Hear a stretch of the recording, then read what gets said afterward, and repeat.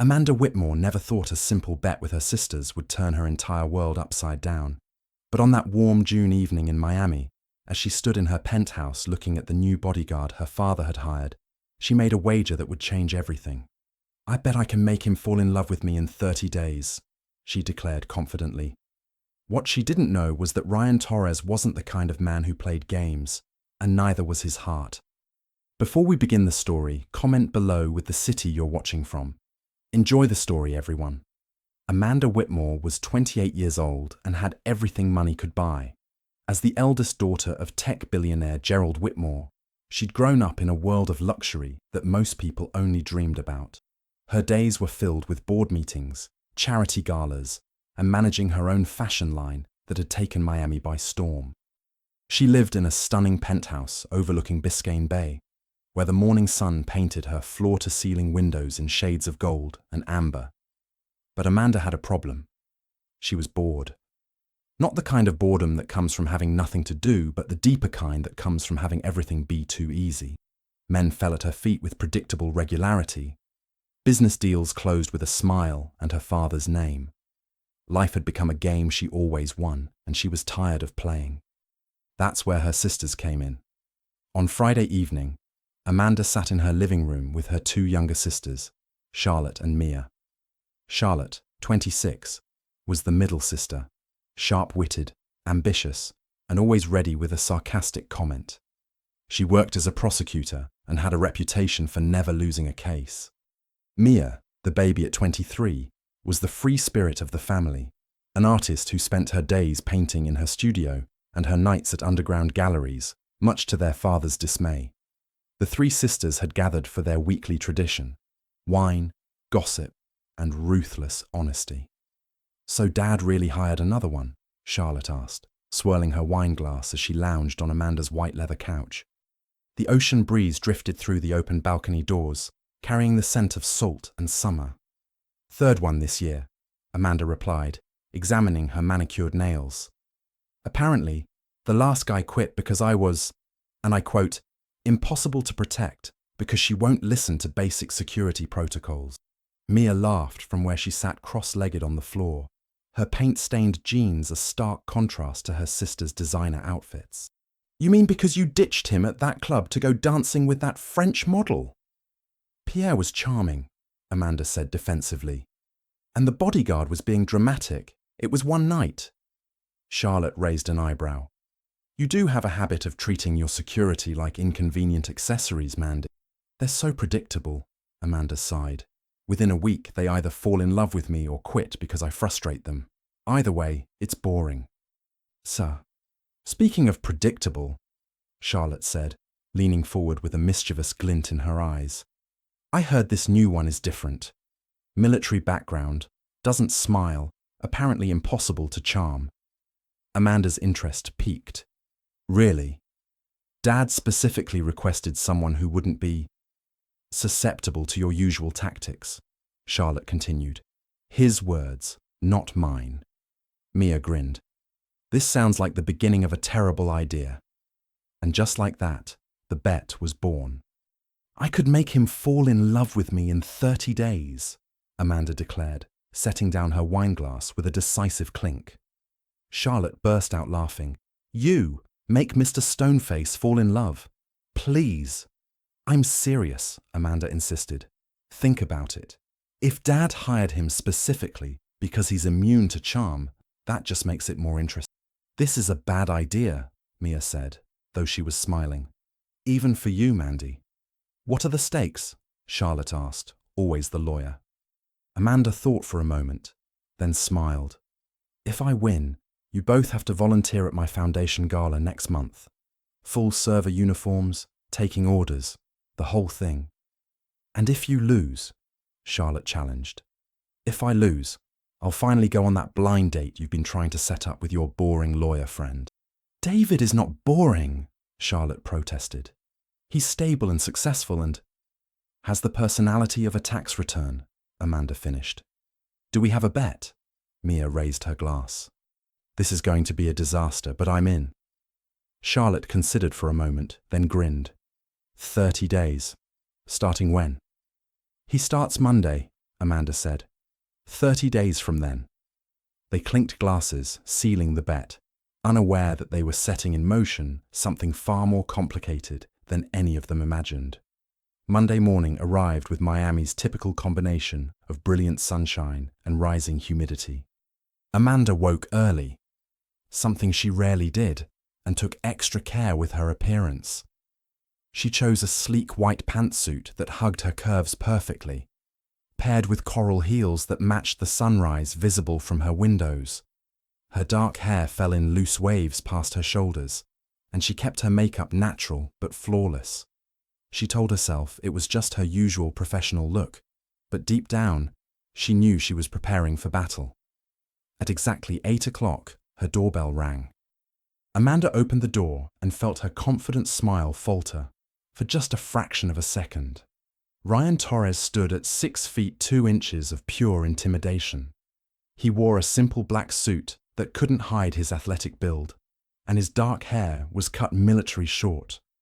But it was his eyes that caught her off guard, deep brown, intelligent, and completely unimpressed as they met hers. "Miss Whitmore," he said, his voice deep and even. "I'm Ryan Torres, your new security detail." "Please, call me Amanda," she said, flashing her most charming smile and extending her hand. "Miss Whitmore makes me sound like a schoolteacher." He shook her hand briefly, professionally, then released it. "Miss Whitmore is appropriate. I understand you have a meeting downtown at 9. We should leave in 15 minutes to account for traffic." Amanda blinked. Most men stumbled over themselves when she smiled at them. Ryan looked like he was reading a grocery list. "I was thinking we could have coffee first," she suggested, leaning slightly against her doorframe. "Get to know each other a little? You'll be spending a lot of time with me after all. I've reviewed your schedule, your typical routes, and potential security concerns," Ryan replied, without missing a beat. "I don't need coffee to do my job, Miss Whitmore. 15 minutes. He turned and walked toward the elevator, clearly expecting her to follow. Amanda stood in her doorway, stunned. Charlotte's words echoed in her mind. Impossible to charm. Challenge accepted. The morning meeting went smoothly, at least professionally. Amanda sat at the head of the conference table in her company's downtown Miami office, discussing the upcoming Fashion Week showcase with her team. But she was acutely aware of Ryan standing by the door, his presence commanding despite his silence. He didn't fidget. He didn't check his phone. He simply stood there, scanning the room with the practiced efficiency of someone trained to spot threats before they materialized. It was distracting. "Amanda!" Her creative director, James, waved his hand in front of her face. Earth to Amanda. "Did you hear what I just said about the evening gowns?" "Sorry," Amanda said, snapping her attention back. "Yes, the evening gowns. Continue." But James had noticed where her attention had drifted. He lowered his voice. "New bodyguard? He's certainly imposing." "My father's latest attempt to keep me safe," Amanda replied, keeping her voice equally low. "Apparently, I need someone more serious." "I can see why your father chose him," James said with a knowing smile. "Though I have to say, even I'm a little intimidated. And I'm not usually intimidated by handsome men." Amanda glanced back at Ryan, who was now looking directly at her with those unreadable brown eyes. Had he heard them? His expression gave nothing away. After the meeting, Amanda gathered her things slowly, deliberately. Ryan approached with his usual efficiency. "Your next appointment is at 11:30, he said. "The drive will take approximately 20 minutes in current traffic conditions." "Actually," Amanda said, slinging her designer bag over her shoulder, "I'm starving. There's an amazing Cuban cafe 2 blocks from here. We should grab lunch." "Your next appointment?" "Can wait," Amanda interrupted with a smile. "Come on, Torres. When was the last time you had a proper Cuban sandwich?" For the first time, she saw a flicker of something cross his face. Was it annoyance? Amusement? It was gone too quickly to tell. "Miss Whitmore, my job is to maintain your schedule and security, not to..." "Not to what?" "Eat. You have to eat, don't you?" Amanda was already walking toward the elevator. "Besides, how can you protect me if you're starving?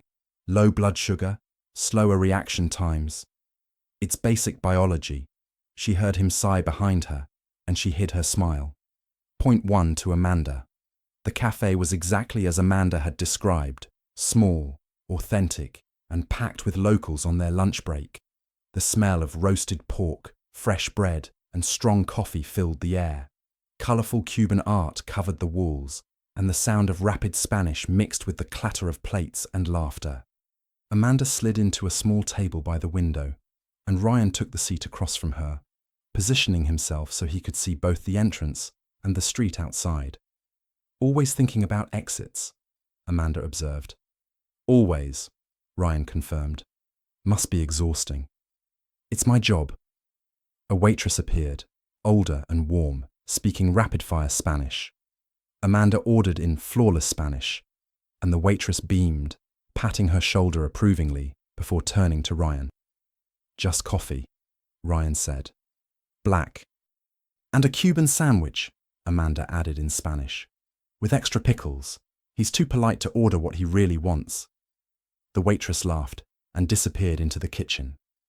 Ryan looked at Amanda with what might have been the ghost of amusement. I didn't say I wanted a sandwich. You didn't have to, Amanda replied, propping her chin on her hand. You've been eyeing that menu board since we walked in, the sandwich column specifically. Observant, Ryan noted. So are you, Amanda countered. You've already identified 3 exits, noted the 2 men at the bar who looked at me when we walked in, and positioned yourself for maximum visibility. See? I pay attention too. Ryan's expression didn't change, but something shifted in his eyes. Most clients don't notice that. I'm not most clients, Amanda said softly. Their food arrived, and Amanda watched with satisfaction as Ryan took a bite of the sandwich and, though his expression barely changed, ate with the focus of someone who was genuinely enjoying it. Good, she asked. Adequate, he replied, but she caught the hint of appreciation in his voice. They ate in comfortable silence for a few minutes before Amanda spoke again. So, Ryan Torres, military background, doesn't smile, apparently impossible to charm. Those are the rumors anyway. Tell me, what made you become a bodyguard? That's personal, Ryan said, wiping his mouth with a napkin. So, we're going to be spending a lot of time together. Might as well know each other. Ryan was quiet for a moment, and Amanda thought he might refuse to answer. But then he spoke, his voice measured. I was a Marine, 6 years. When I got out, I wanted to keep protecting people, but on my own terms. This job lets me do that. Noble, Amanda said, and she meant it. Most guys in your position would have gone into private contracting. More money, more excitement. More chaos, Ryan corrected. I had enough chaos for one lifetime.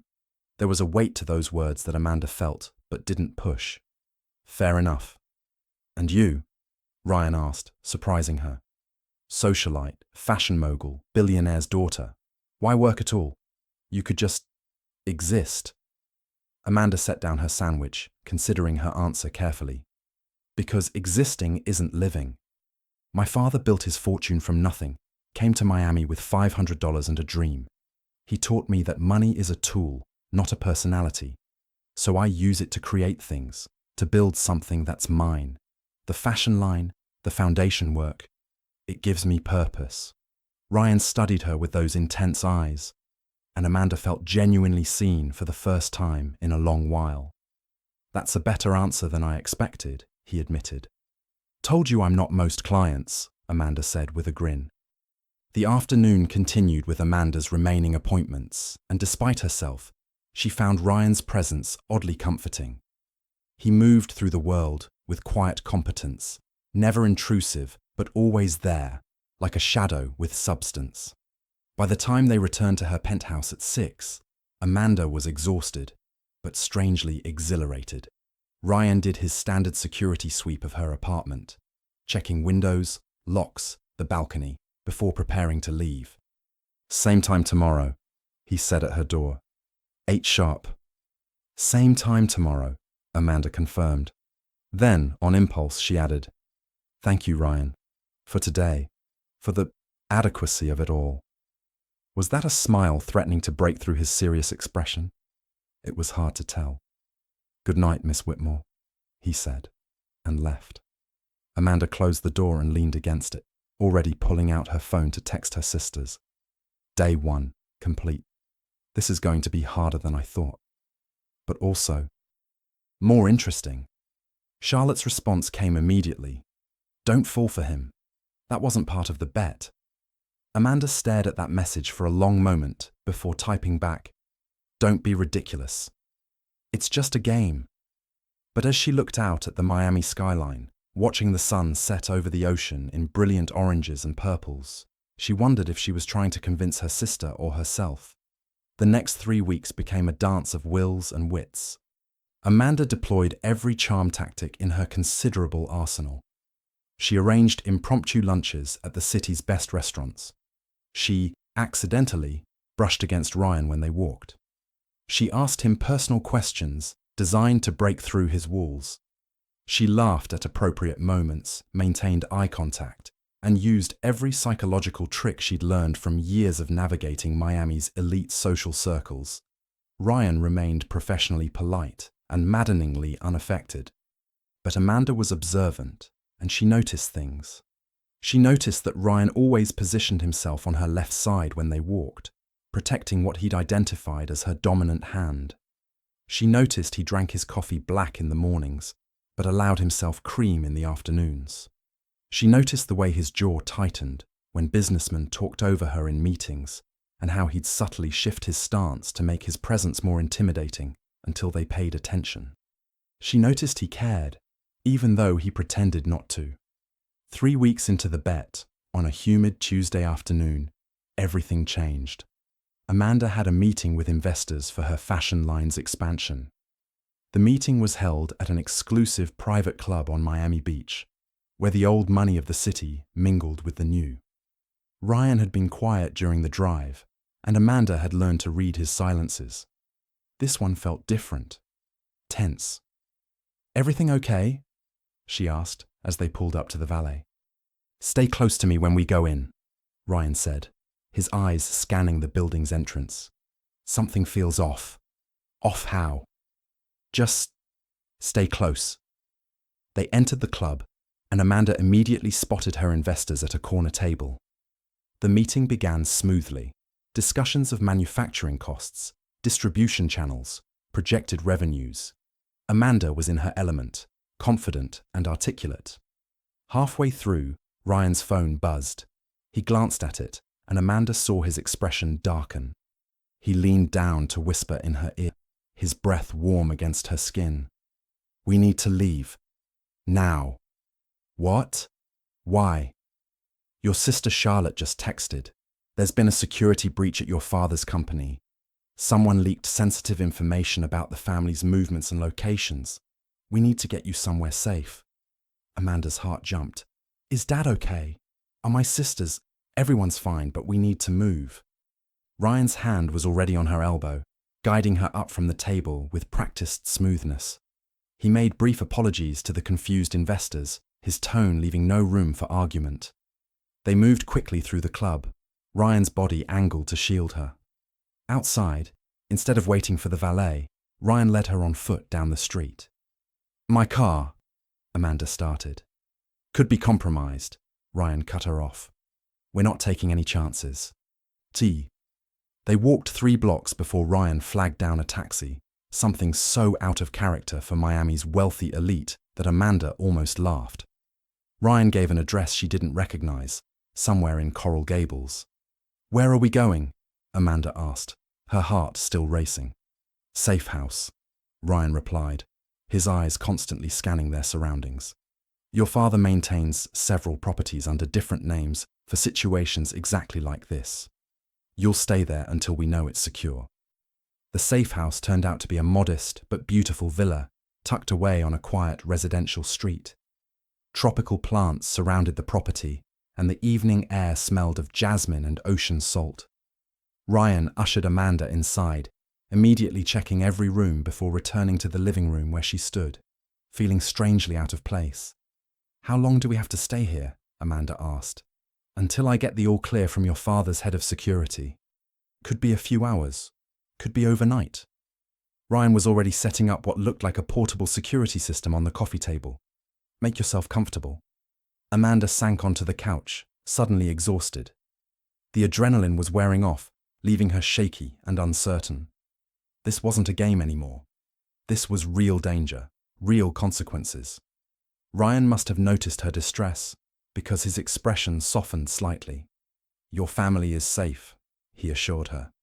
"This is just precautionary. But these things have to be taken seriously." "I know," Amanda said quietly. "It's just, I forget sometimes that the money comes with targets on our backs, that people might want to hurt us just because of who we are."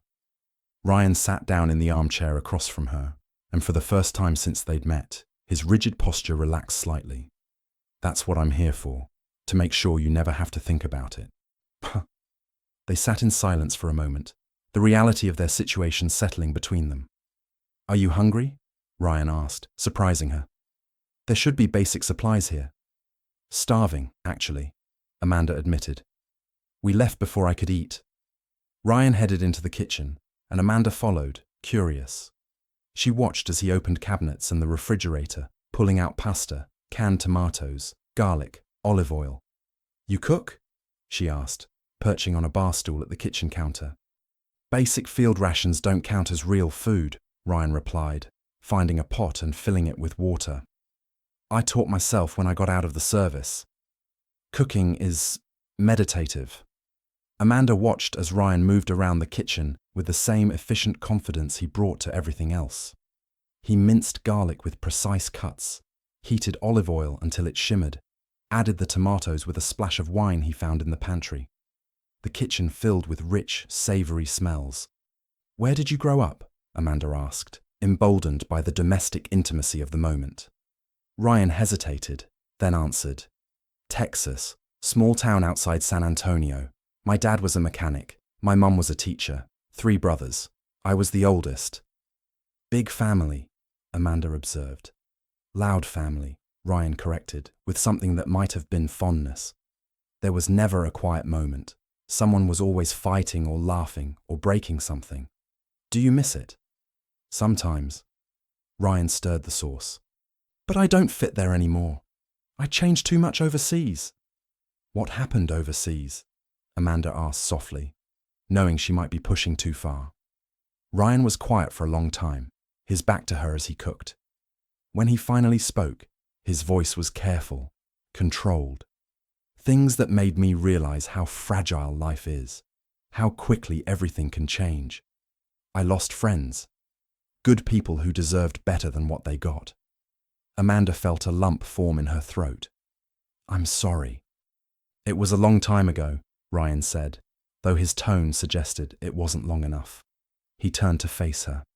"But it taught me that when you have the chance to protect something good, you don't waste it. You don't take it for granted." Their eyes met across the kitchen, and Amanda felt something shift in her chest. This wasn't the game she'd started playing 4 weeks ago.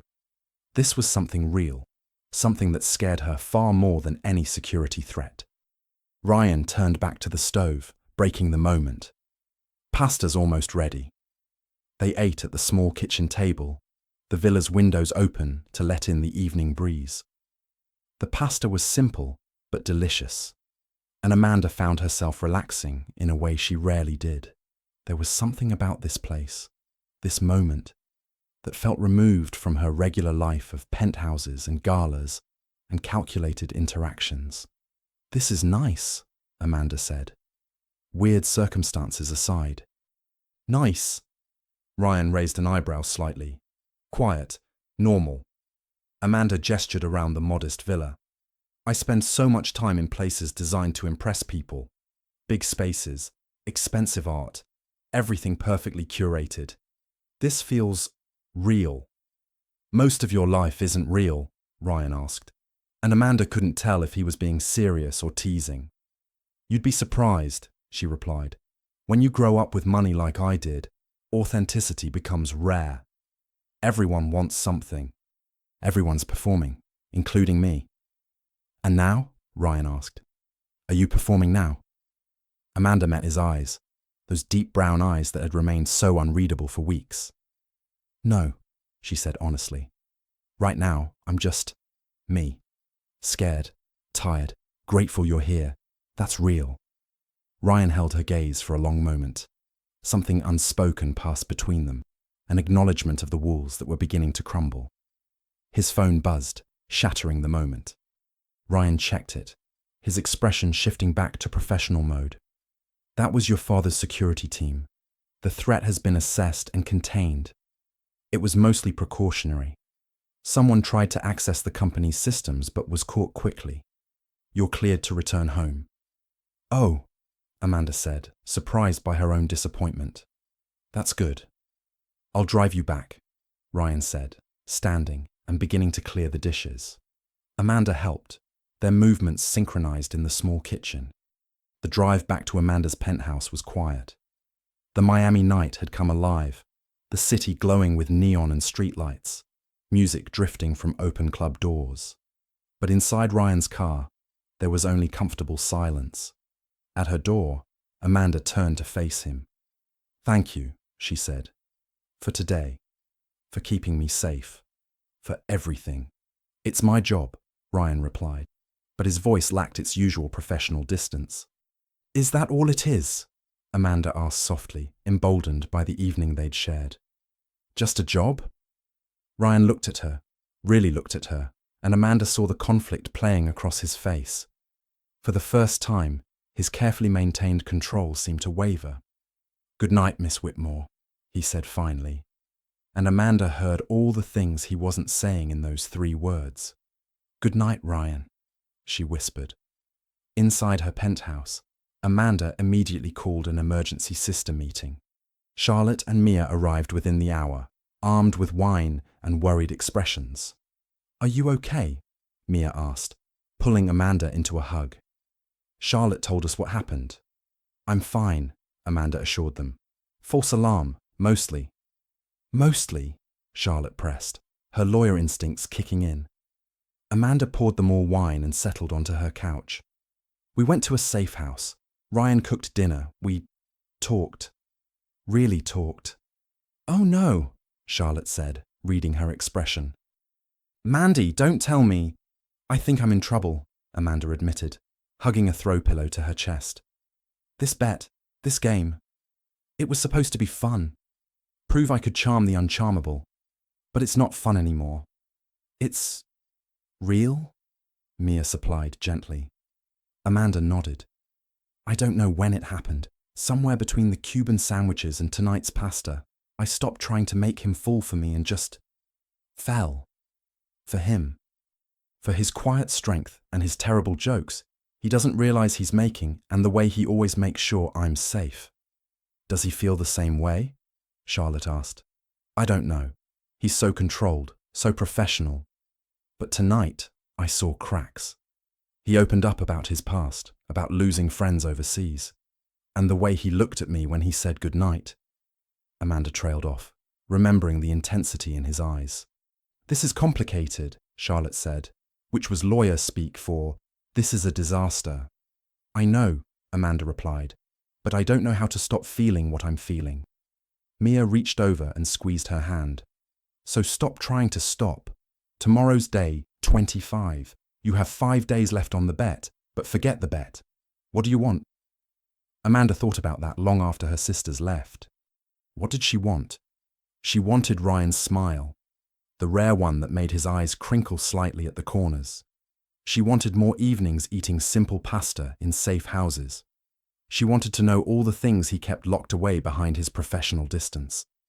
She wanted him to want her, not because she'd charmed him or manipulated him, but because he'd chosen her.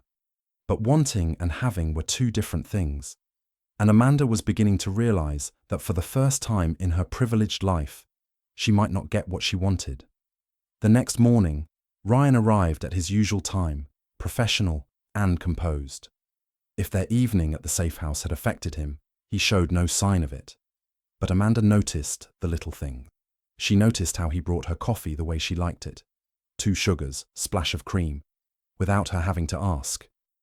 She noticed how he stood a little closer than strictly necessary in the elevator. She noticed the way his eyes followed her when he thought she wasn't looking. He felt it too. She was sure of it.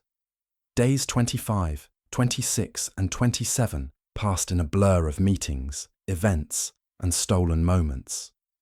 Amanda stopped trying to charm Ryan and simply let herself be herself. She told him stories about growing up with demanding parents and wild sisters. She asked his opinion on business decisions and actually listened to his thoughtful responses. She learned he liked classic rock, hated mushrooms, and had a secret weakness for terrible action movies. And slowly, carefully, Ryan began to let her in. He told her about his brothers. One was a firefighter. One was a high school coach. The youngest was in medical school. He admitted he sent money home every month to help with their mother's medical bills, never mentioning it to anyone. He talked about the Marines, the camaraderie and the loss, the way it had shaped him into someone who valued loyalty above all else. They were building something real, Amanda realized. Something that had nothing to do with bets or games or proving points. On day 28, Amanda had to attend a high-profile charity gala at the Perez Art Museum, Miami. It was one of the city's biggest events, attended by celebrities, politicians, and anyone who considered themselves important. Amanda wore a stunning emerald gown that matched her eyes, her hair swept up in an elegant twist. When she emerged from her bedroom, Ryan's professional composure cracked for just a moment. His eyes widened slightly, and he cleared his throat. "You look," he started, then stopped. "Professional." "Professional?" Amanda laughed. "I'm wearing a ball gown, Torres." "Professionally beautiful," Ryan amended, and Amanda's heart skipped a beat. The gala was exactly what Amanda expected. Air kisses, champagne, and strategic networking disguised as charity work. But Amanda found herself distracted, hyper-aware of Ryan's presence. He stood at the edge of the event space, watching the crowd with his usual vigilance, looking devastatingly handsome in his tailored black suit. Halfway through the evening, Amanda's ex-boyfriend Trevor approached. He was a hedge fund manager's son, handsome in a conventional way, and utterly convinced of his own importance. "Amanda, darling," Trevor said, kissing both her cheeks in the affected way he'd picked up during a semester abroad in Paris. "You look divine. Dance with me." "I'm actually," Amanda started, but Trevor was already guiding her toward the dance floor with the presumptuous confidence of someone used to getting his way. They danced, and Trevor talked about himself, his new yacht, his trip to Monaco, his latest investment success. Amanda made appropriate responses while scanning the room for Ryan. She found him standing exactly where she'd left him, but his posture had changed. There was a tension in his shoulders, a tightness in his jaw. He was jealous. The realization sent a thrill through Amanda. Ryan Torres, the unflappable professional, was jealous of Trevor. She'd spent nearly 30 days trying to affect him, and Trevor's wandering hands had accomplished it in 30 seconds. "I should get back," Amanda said, stepping away from Trevor mid-dance. "Come on, Mandy," Trevor whined, reaching for her. "One more dance, for old time's sake." "No," Amanda said firmly, but Trevor's hand closed around her wrist, not hard enough to hurt, but insistent enough to be uncomfortable. And suddenly, Ryan was there. "The lady said no," Ryan said, his voice quiet, but carrying an edge that made Trevor's hand drop instantly. Trevor looked between them, his expression shifting from confusion to understanding to disdain. "Ah, I see. You're with the help now? Bit of a downgrade, don't you think?" Amanda felt fury flash through her. But before she could speak, Ryan stepped forward. He didn't touch Trevor, didn't raise his voice, but his presence alone was enough to make the other man step back. "You should leave," Ryan said, his voice dangerously calm. "Now." Trevor looked like he wanted to argue, looked at Ryan's expression, and wisely decided against it. He slunk away into the crowd. "Are you okay?" Ryan asked, turning to Amanda with concern replacing the earlier anger. "I'm fine," Amanda said, her heart pounding. "But you didn't have to."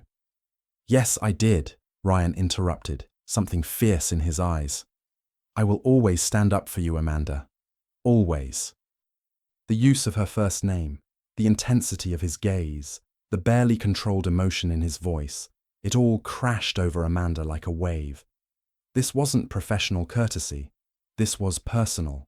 Very personal. "Dance with me," Amanda said impulsively. "Amanda, I don't—" "Please," she said softly. "One dance."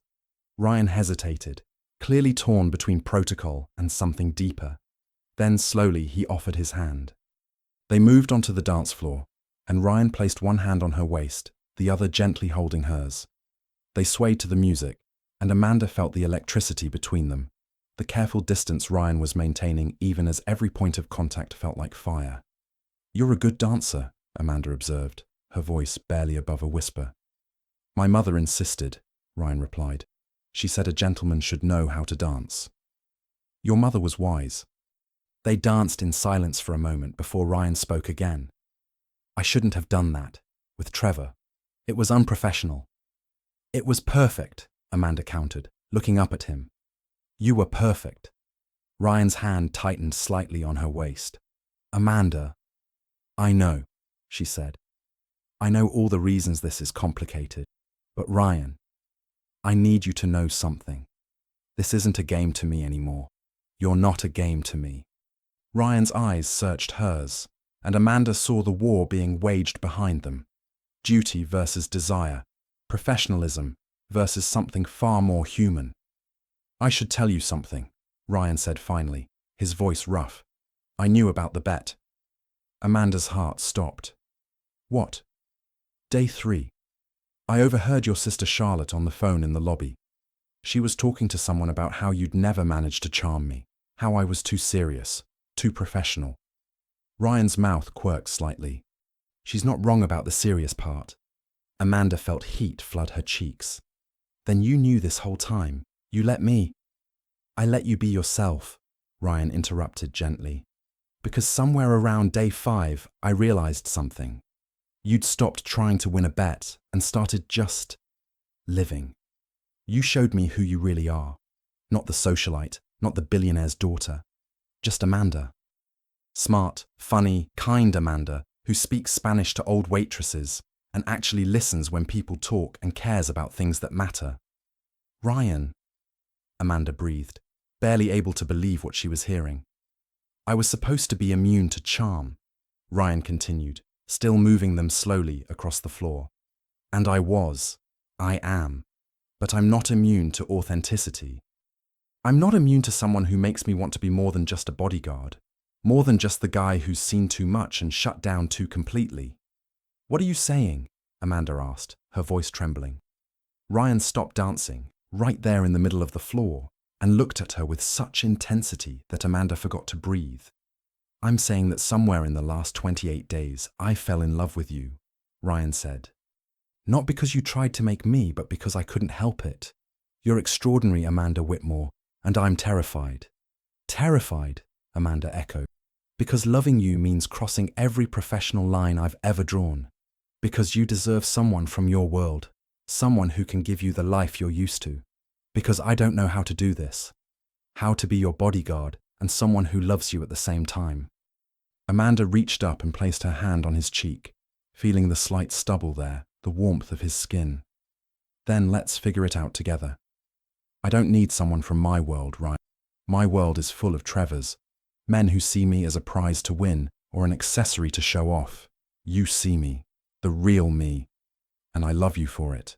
Ryan closed his eyes briefly, leaning into her touch. When he opened them again, the walls he'd maintained so carefully for weeks had finally, completely fallen. "This is going to be complicated," he warned. "I don't care," Amanda replied. "Your father might fire me." "Let him try. Your sisters are going to say, 'I told you so.'" "They already texted me 3 times tonight," Amanda admitted with a laugh. Ryan smiled then, that rare, genuine smile that made him look years younger. "I love you," he said again, like he was testing out the words, finding them fitting. "I love you too," Amanda replied, feeling joy bubble up inside her. They stood there on the dance floor, oblivious to the other guests, to the music, to everything except each other.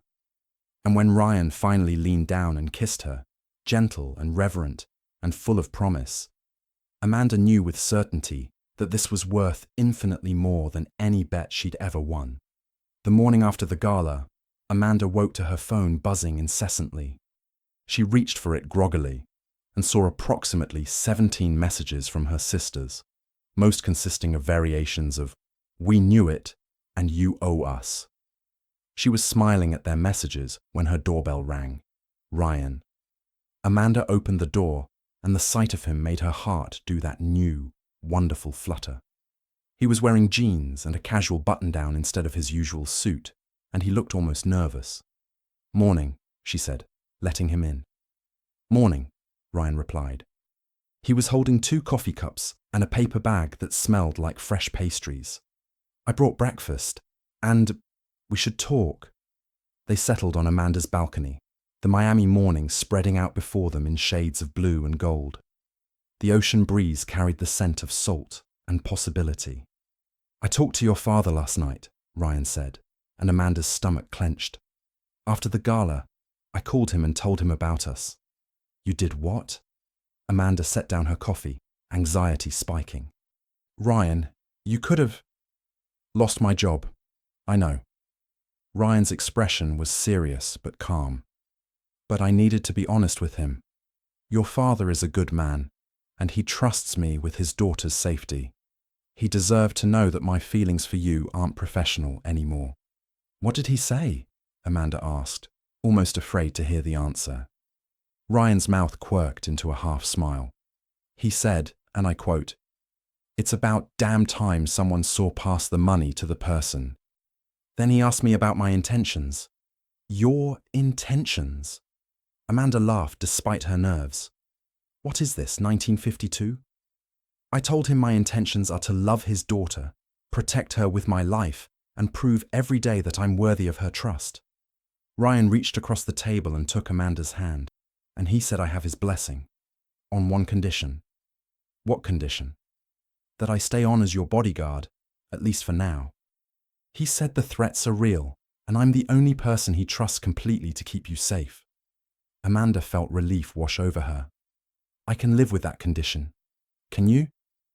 "I can live with anything as long as it means being with you," Ryan said simply. They sat in comfortable silence for a moment before Amanda's phone buzzed again. This time, it was a group text from her sisters.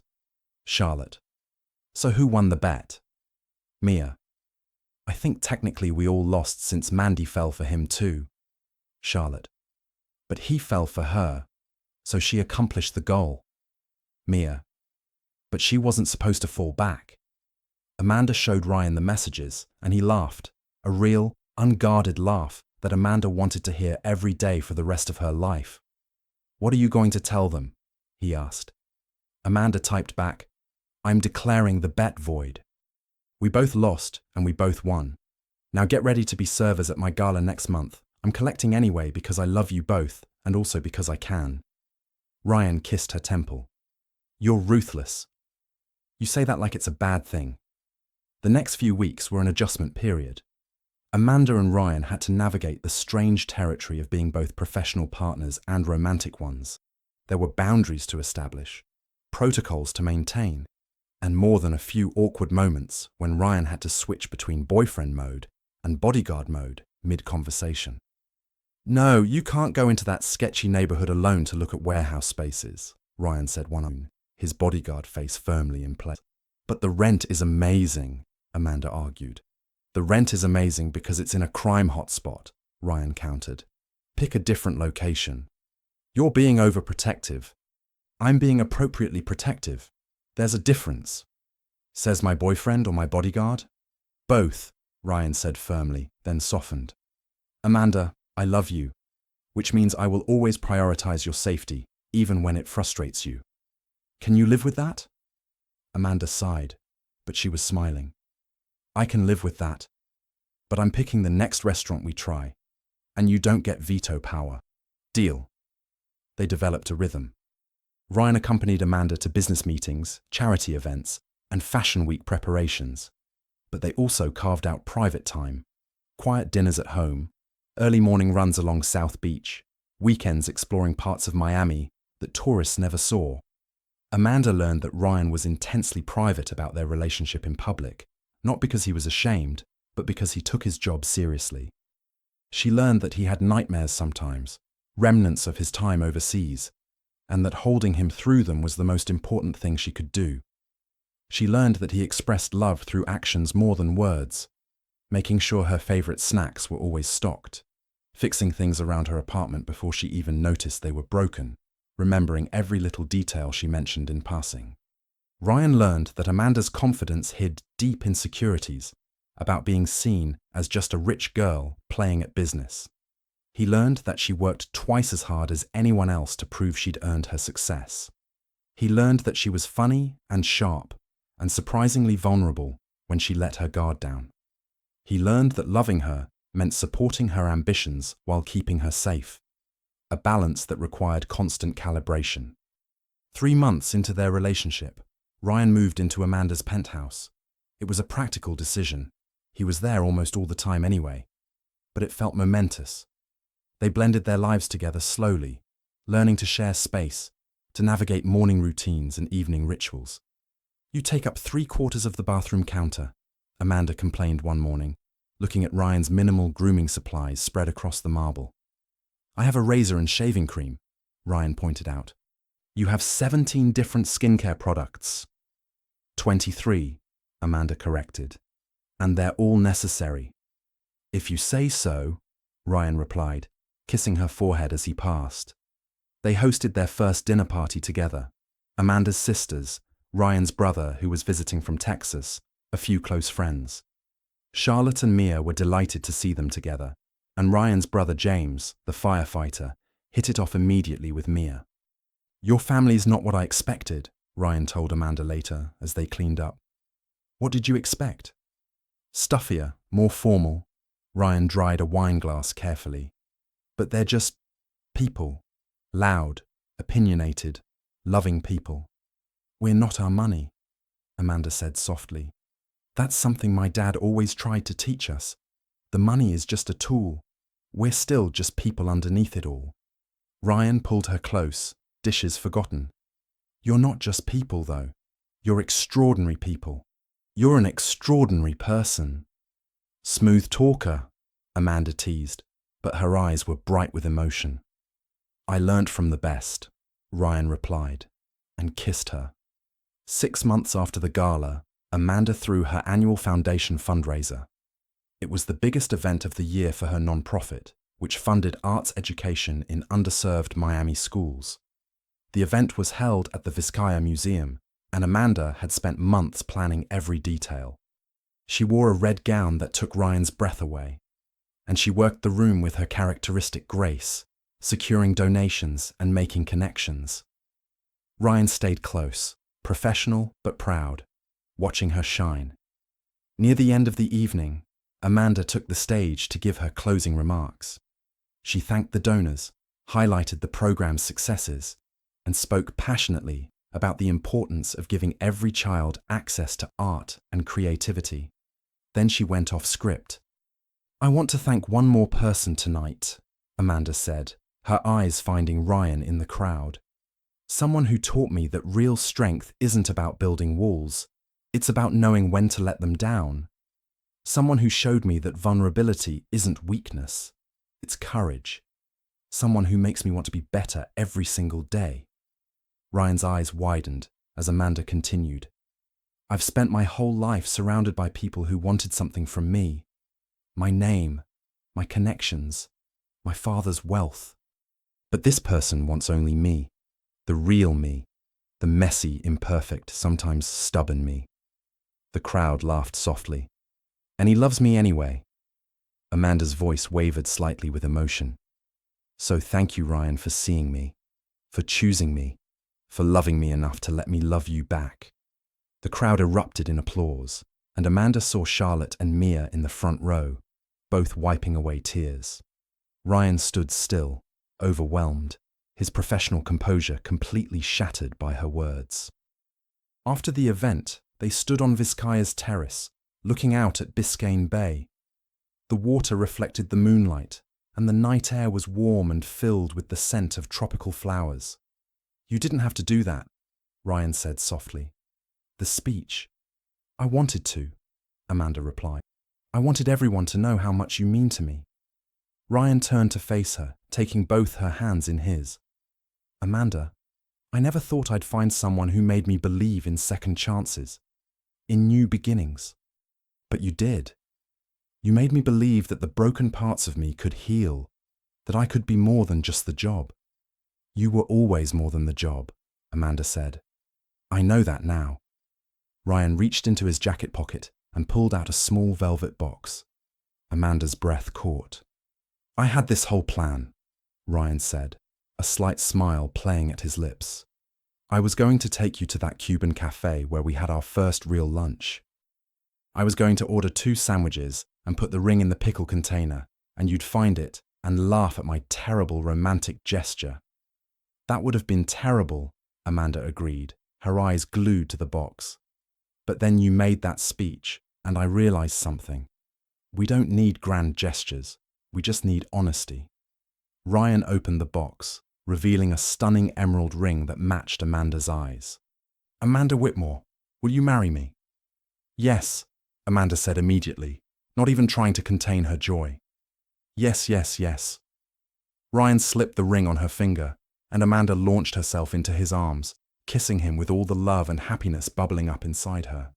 The hired photographer caught the moment, and the photo would later become one of Amanda's most treasured possessions. Ryan lifting her off the ground, her red dress swirling, both of them laughing with pure joy. "I love you," Amanda whispered against his lips. "I love you too," Ryan replied. "My extraordinary Amanda." 1 year later, Amanda and Ryan stood at the altar of a small church in the Grove, surrounded by family and close friends. Amanda's father walked her down the aisle, tears in his eyes, and Ryan's brothers stood as groomsmen, proud of their oldest brother's happiness. Charlotte and Mia were Amanda's maids of honor, both looking stunning and tearful. They'd long since forgiven Amanda for the bet that started it all, agreeing that sometimes the best outcomes came from the worst ideas. Ryan looked devastatingly handsome in his tuxedo, but it was the expression on his face when he saw Amanda that made everyone in the church catch their breath. He looked at her like she was his whole world, like he couldn't believe his luck, like he would spend every day for the rest of his life trying to deserve her. They exchanged vows they'd written themselves. Amanda promised to never ditch her security detail at clubs, and Ryan promised to let her win arguments at least 30% of the time. They promised to protect each other, support each other, and love each other through whatever came next. When the officiant pronounced them husband and wife, Ryan kissed Amanda with a combination of reverence and passion that made several people in the audience fan themselves. At the reception, held at Amanda's favorite restaurant overlooking the Miami skyline, Charlotte gave a toast. "When my sister told me she could make Ryan fall in love with her in 30 days, I thought she was being her usual overconfident self," Charlotte said, grinning at Amanda. "But what actually happened was something neither of us expected. They both fell, and in falling, they became something better than either of them were alone." "To Amanda and Ryan," Mia added, raising her glass. "May you always remember that the best love stories aren't about winning, they're about choosing each other every single day." "To Amanda and Ryan," the crowd echoed. Later, as they danced their first dance as husband and wife, Ryan pulled Amanda close and whispered in her ear. "Thank you for making that bet," he said. Amanda laughed. "Thank you for being impossible to charm." "Not impossible," Ryan corrected. "Just selective. Very, very selective." "And I'm the lucky winner," Amanda said, resting her head on his shoulder. "No," Ryan replied, his voice full of emotion. "I am." They danced under the Miami stars, surrounded by the people they loved, secure in the knowledge that they had found something rare and precious. A love that started as a game, but became the most real thing either of them had ever experienced. Amanda Whitmore Torres, former socialite and billionaire's daughter, had spent her life winning games and bets. But her greatest victory wasn't winning Ryan's heart. It was opening her own enough to let him in. And Ryan Torres, former Marine and professional protector, had spent years building walls to keep the world out. But Amanda had shown him that sometimes the bravest thing you can do is let someone past your defenses. Their story became legendary in Miami social circles. The Tycoon and the Bodyguard, the bet that became something more, the love that defied every expectation. But to Amanda and Ryan, it was simply their story. The story of two people who found each other when neither was looking, who challenged each other to be better, and who chose each other every single day. Months turned into years, and their love only deepened. Ryan eventually transitioned from Amanda's bodyguard to the head of security for her entire company, a position that let him still protect her while building his own career. Amanda's fashion line expanded internationally, but she never lost sight of what mattered: the foundation work, her family, and the man who made every day brighter. They had their first child 3 years after the wedding, a daughter with Amanda's eyes and Ryan's quiet determination. They named her Grace, after Ryan's mother, and watching him hold her for the first time, Amanda felt her heart expand in ways she hadn't known possible. "She's perfect," Ryan whispered, tears streaming down his face as he cradled the tiny bundle. "She's ours," Amanda replied, equally emotional. Their life wasn't perfect. They still argued sometimes, about security protocols, about work-life balance, about whose turn it was to handle the 3 a.m. feeding. But they never forgot what had brought them together: authenticity, respect, and a love that had grown from the most unexpected beginning. On their 5th wedding anniversary, they returned to that modest villa in Coral Gables, where everything had shifted between them. Ryan cooked pasta again, and they sat at the same small kitchen table, holding hands across the worn wood surface. "Do you ever regret it?" Amanda asked. "Crossing those professional lines, falling for your client?" Ryan smiled, bringing her hand to his lips. "Not for a single second. You're the best thing that ever happened to me, Amanda. You and Grace. You're my whole world. Even though I'm still terrible about following security protocols," Amanda teased. "Even though," Ryan confirmed. "Though I wish you'd stop trying to sneak out without me to go shopping. Where's the fun in that?" Ryan laughed and pulled her close, and they danced in the tiny kitchen to music only they could hear, swaying in the golden evening light filtering through the windows.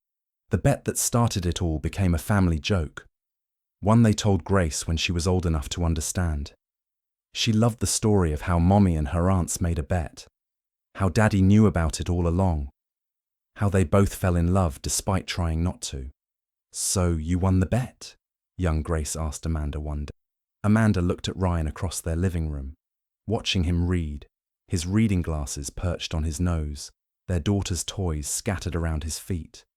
He looked up and caught her eye, smiling that rare, beautiful smile that was only for her. "I won something better than a bet, sweetheart," Amanda replied. "I won a partner, a best friend, a love story, and that's worth more than winning any game." And so, the Tycoon and the Bodyguard lived their story, not in a fairy tale world of perfection, but in the real, messy, beautiful world of two people who chose each other every day.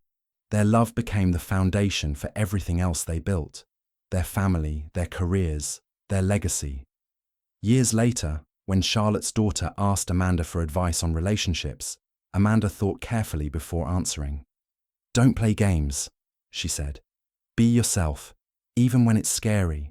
Let your walls down. Choose someone who sees you, really sees you, and let them love you. And love them back with everything you have." But Aunt Amanda," her niece said with a knowing smile, "didn't you start with a game? A bet?" Amanda laughed, the sound full of warmth and memory. "I did. And it taught me that sometimes you think you're playing a game, but life has other plans. Sometimes you think you're trying to win, but you end up winning something completely different from what you expected. The bet was how it started, but it's not what mattered. What mattered was what came after. The honesty, the vulnerability, the choice to love." She glanced at Ryan, who was listening from the doorway, his silver-threaded hair and laugh lines only making him more handsome in her eyes. "The best love stories aren't about tricks or strategies," Amanda concluded.